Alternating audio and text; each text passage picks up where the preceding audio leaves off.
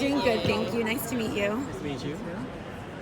So, how much did you get to know about your character in terms of the backstory and things before you started playing, and how was it pitched to you? Yeah, most of my backstory research actually came from Caroline Dries, who is our showrunner, because in the comics, Sophie is in the comic book just a little bit, because after military school, she and Kate, they split up, and then Kate goes on and finds other relationships. So there wasn't really too much for me to pull from the comics. So the showrunner gave me a very, very good idea of what was going to be going on, and from that, I just kind of created this life for her, and it's been awesome. Did you have any military training or anything like that for the part? It's mostly just been, honestly, the training has been like the best part, because mostly it's like for stunts. It's not specifically like military training, but our stunt training team, every other week we'll all get together and they're teaching us literally like boxing skills. Like I now know how to drop kick somebody, and I know it's honestly like so much fun. And we do have a military guy that does come on set who will just like instruct us on like how to properly hold the gun or how to properly stand. But as far as like going off and doing a training just specifically for military, we haven't done that. Yeah. So towards the end of the pilot episode, we learn that Sophie is married. Dun dun dun. How quickly are we going to learn more? Are we going to see flashbacks that are Sophie-centric? Yes, there are definitely going to be some flashbacks, and people are going to definitely get a much better understanding as to why this split in military school really happened. And because you don't get that much of it in the pilot, but later on you're going to be going through this struggle with Sophie, because she's trying to figure out like, am I living in my truth, or is my truth my husband? Kate, like there's going to be a lot of that up and down, back and forth, and the pull between her and Kate. But you're going to definitely get a lot of backstory. It's coming. I'm actually really excited about it because we just filmed it. How does your character feel about Batman and Batwoman from the start? Does that evolve? Yeah, well, the thing with Batwoman, because she's new to Gotham too, so it's only really been Batman, so she doesn't really have too much of an opinion on Batwoman other than the fact that she's just wondering who the heck she is. As far as Batman, I think Sophie's completely fine with Batman, but because Jacob Kane, he cannot stand Batman. That's kind of his leadership has kind of had an impression on the Crows in general, but she doesn't have a problem with him.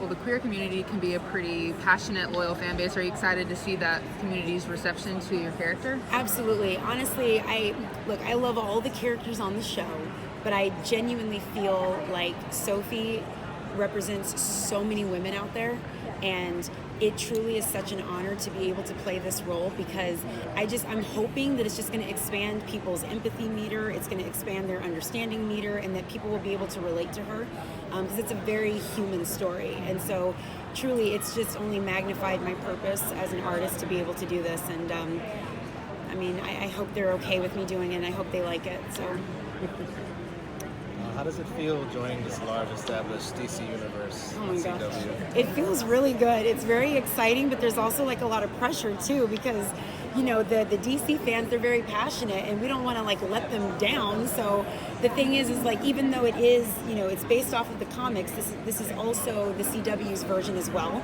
So they're crossing the both of those, and you just hope that the cross is going to be a really good one and the people will love it. But it's been exciting, it's been amazing, but it's definitely been a little bit of pressure, because I hope people will love it as much as we do. Did you have anyone, because the Arrowverse is already established, did you speak to anyone or ask advice from anyone specific about going into that world? Going into the DC world? Just a little bit. Like I'm actually really good friends with Candace Patton, and we have the same representation, and I was just like, hey, look, what is it like? What did you do? What was it like at first? And she kind of gave me the little, the P's and Q's on what to do, and some of it was a little terrifying, because I was like, okay, wait, I have to do, wait, what? And so it was weird, but no, yeah, she was really the only person that I could ask, and from there it's just been, learn as I go. So hopefully I'm doing okay. I don't know. How involved are you in the big crossover? I can't answer that question, but you'll just have to tune in and see. We know that there are basically like 3 main villains this season. You've got Ash, and obviously Alice. Is there going to be one that's more of a nemesis for your character in particular? That's a very good question. Because I'm trying to figure out what I can say and answer, and you know what? You'll just have to tune in to season 1 to see. Yeah, I don't want to get in trouble, but it's possible that there's a main nemesis for Sophie. Yeah, definitely.